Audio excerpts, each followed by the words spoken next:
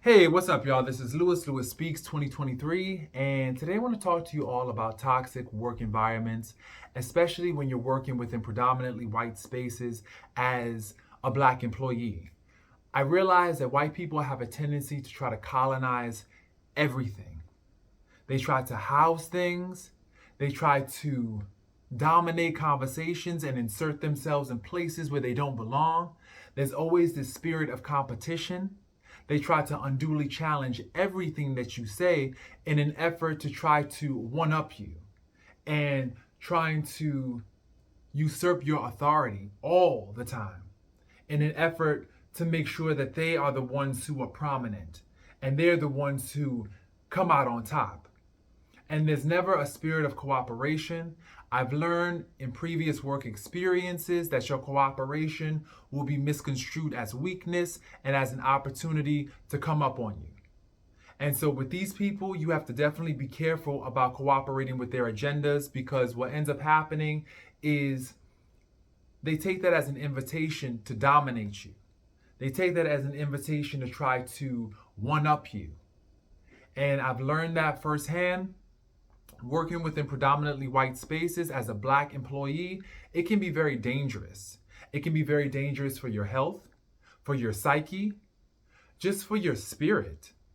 You know, a lot of these individuals, they really struggle with ego. They have low ego strength, if no ego strength. And that prevents them from, one, seeing this. They don't really see bias. White people never really had to see racial bias because everywhere they go, they are accepted. They are the standard. So they really don't get it. And if you are the only black employee at your job, let me tell you something. That right there creates a hostile work environment. That to me constitutes a hostile work environment. And so for all those out there who are the only black people at their job, trust me, I know exactly how you feel. Trust and believe. For 7 years, I was the only black employee. And let me tell you something. The antics, and it's all covert. See, here's the thing.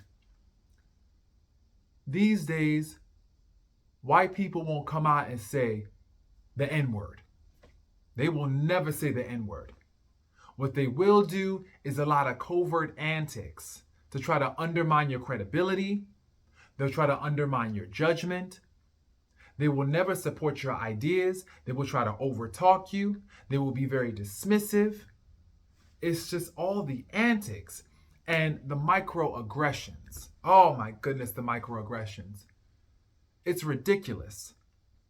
You could tell by how they use language to describe certain things that they really don't understand race relations and they really don't understand black culture. You could tell. And it's this lack of understanding and awareness that could be very dangerous for black employees, especially if you are the only black employee at your job.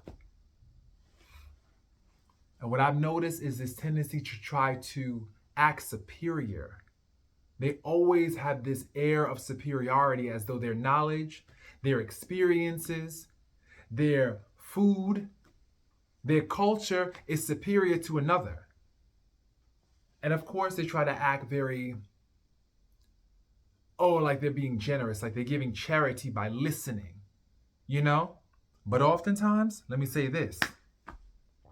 Oftentimes, black people at the agency will be seen as sounding boards and as midwives to white grief. So they'll come in there and tell you and unload this story about how they're doing bad and this, that, and the third, and they expect you to listen, but you are never given the same courtesy. Anytime you come in there sharing who you are, all of a sudden they don't have time, because in their mind, all you are is a sounding board. All you are is there to feed them and listen to them and be what they need. They have no interest in your life and your experiences. And it's ridiculous. And I've noticed that in so many of these predominantly white spaces, there is a competitive nature. They are jealous. They are envious. On one hand, they may admire you, but on another, they don't want you to exist. They want to bury you. They want you gone. And it's disgusting and it's sick. It is sick. My heart goes out to Black people who are working within these spaces, because it can be real difficult to manage if you don't have a couple of escape hatches and a couple of plans. You have to have a plan to keep yourself safe when you're working within these spaces, because it can be really, really dangerous. And when I say that, I mean on your psyche, on your mental health, on your physical health. You know, having to always prepare for the worst when dealing with these people, having to always scan the room, having to always assess can take a toll on your immune system. It can take a toll on your mental energy. The mental energy that you normally would have for creative solutions is now being directed towards trying to protect yourself, trying to shield yourselves from the slings and arrows of these toxic work environments. That's why the more that I work, the more that I am a proponent for 4-day work weeks. This 5-day nonsense, having to go to work and deal with these fools and these clowns, it's too much. It's a bit much. So I am definitely an advocate for 4-day work weeks. 10-hour shifts. You have your Fridays or your Mondays off so you can heal and recover. I am also a proponent for hybrid schedules and remote work, because having to do this full time in this day and age, it's torture. It's torture. Having to manage the personalities at these jobs, it's ridiculous. People come in there with a bad attitude, negative, and just, they really bring you down. They bring you down. And I think it would be tolerable if there was a spirit of cooperation, if there was unity, if there was true harmony and not performative harmony, not performative unity, not the illusion of inclusion. Because that's what white people are good at doing. They are so good at making you think they got your back, that they're your friend, that they're your ally, when really they're setting you up. They're setting you up. They constantly try and give misinformation so that way you can look like a fool and like you don't know what you're talking about. But they operate under the guise of being good and helpful, you know, but the reality is they're not helpful. What they're trying to do is make you second guess your intuition. They are trying to racially gaslight. Oh, what do you mean I'm not helpful? I've done this. But it's never anything meaningful, never anything that can propel you to new heights of excellence, because your excellence is a threat to their existence. You have to remember that. Your excellence is a threat to their existence.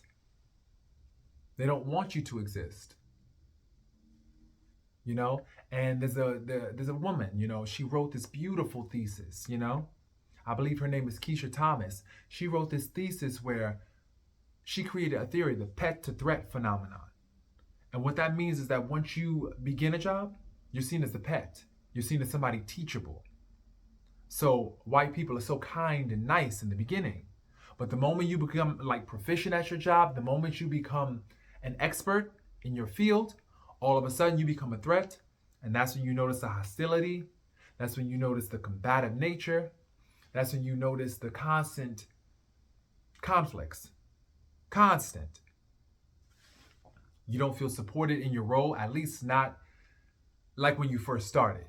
When you first started, everybody was eager to help, eager to get you up to speed, but then when they saw that you had the possibility of excelling, of surpassing them, all of a sudden that changes the game. Then they become someone else. And it's exhausting. It is exhausting. Always feeling under attack. Having to expend the mental energy that should be devoted to your job and getting your clients what they need.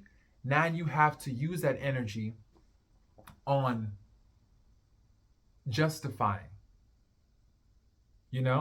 on protecting and advocating for your interventions, advocating for your decisions. And the funny thing is, I believe it's intentional. They want to exhaust you. They deliberately try to exhaust you so that way you won't have the mental energy to combat their nonsense. They try to stretch you out and work you out so that way you're just fed up and exhausted and you just give up. That's their intention, to have you give up. But you have to remember, as a Black employee and as a Black person, you have to remember your history. We come from legacies of kings. We come from legacies of perseverance. White people have always, racist white people, not all white people, because there are some white people that are wonderful allies, genuine. But racist white people, that covert racism, they have spent years trying to undermine Black people. We have fought for our place at the table. And we come from legacies of kings and legacies of perseverance, legacies of endurance. So once again, don't even entertain the nonsense. Overlook it. You have to overlook the nonsense and make sure that you have healthy outlets. Make sure that you have supports outside of the agency or organization that you work at, because they're not going to support you. You will never be supported. I always have to remind myself that I will never be supported by these individuals. I will never be supported. I tell myself I cannot rely on the plantation because oftentimes Black people, we've been taught mentally. Psychological slavery has taught us to always rely on the plantation. What I mean by that, always rely on white expertise, white knowledge, Western interventions, Western medicine. Always revert back to the white way, because the white way is the right way. But no. We have got to stop relying on the plantation, and we have got to start building our own institutions that honor our cultural heritage and also our cultural future. Because we as Black people are of the future. We have always been in the future. Sometimes we've even had to imagine ourselves there in order to make the present bearable. We had to be future oriented in order to make the today manageable. But I realize that you have definitely got to secure support systems outside of the agency. You have also have to remember, what is the remedy? What remedies can I utilize in case these people start with their nonsense and it becomes intolerable? Know HR, know your rights, know what you can do, know how to file grievances, know all that information, because you have to arm yourself. You have to definitely arm yourself, because it can get real. When you first start a job, know the chain of commands, who you talk to get things done. I think in the beginning, as Black people, we're so grateful to get a job. We're so happy that we found employment, especially if it's a well-paying, prestigious job. We're so happy to be finally seen as viable that we don't do our work. We just get complacent. We say, well, I've made it. I've got a wonderful paying job that is prestigious and I'm good. And so we get self-satisfied and complacent. And this is where we hurt ourselves, by falling asleep at the wheel. Because finding a job is only half the battle. You have to be able to keep that job while also maintaining your sanity. That's essential. So once again, Don't let the nonsense at work get to you. If you work within predominantly white spaces where you are not supported as a Black employee, you have got to take on the task of supporting yourself. You have got to do that. Whatever that looks like for you, you have got to do it. If it means stepping outside of the office from time to time for some fresh air, just to get outside of these toxic work environments, do it. Because you've got to support yourself, because you're not going to be supported. It's obvious. You're going to constantly be challenged. You're going to constantly feel as though there's no support there for you. And the thing is, you're right. You're right.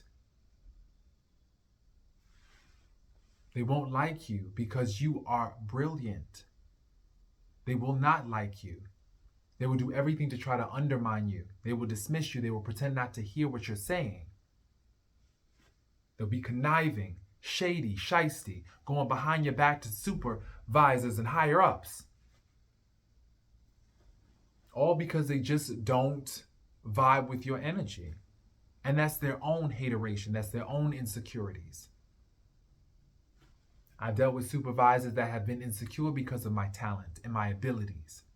And so they will find every excuse to disagree with me, to be contrary, and it's the contrariness.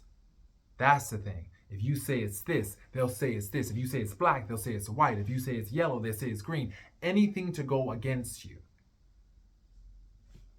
They will also create these mob tactics where they'll try to gang up on you. You know, it's just gang up against you. They know that they won't like a coworker, right? They don't like this particular coworker. But if the coworker is going against you, they will team up with that coworker to try to bring you down. It's those mob tactic behaviors. And once again, you have to identify the behaviors, because oftentimes we don't have the language for it. We don't know what is happening, but in our spirit, we feel it. We feel the hatred. We feel the covert bias. We feel it, but we don't have the language to describe it. Have the language. Know that they will try these mean girl tactics, this bullying. Corporate bullying is real. Office bullying, agency bullying, organizational bullying. Wherever you are, there's going to be a bully there. Somebody that's going to try to always pull rank. And the funny thing is, at first they seem so helpful, so giving, so thoughtful. But what that is just a tactic. A tactic used to gain your allegiance. And once they got your allegiance, then all of a sudden they'll start calling in favors. They'll start calling in favors. They'll try to treat you like their pet. And you have to be very careful, very careful. Because these individuals, and of course, if you're new, they know that you'll try to be helpful.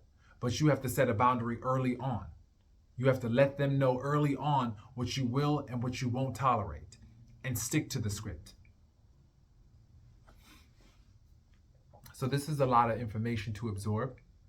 And definitely go back, replay this video, listen to it over and over again. And I hope that the words resonate with you. I hope that you take something away from this video. And I hope also that you take care of yourself, because self-care is essential when you're working within predominantly white spaces as a Black employee. You know, as one of the only Black employees, because I don't care what nobody says, racial bias is real.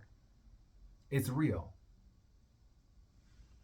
Everything in this world caters to whiteness. We live in a very anti-Black society. And when I was younger, I was sleeping. I thought that, we all can live together and coexist and everything is happy and everything can be wonderful. But baby, I realize now I need to help my Black people, because we're being treated badly. We're being beat up on and ganged up on. And it's not fair. It's not. And so my thing is this: self-care is essential. Love on yourself. Do whatever it takes to protect yourself and protect your energy from these spaces.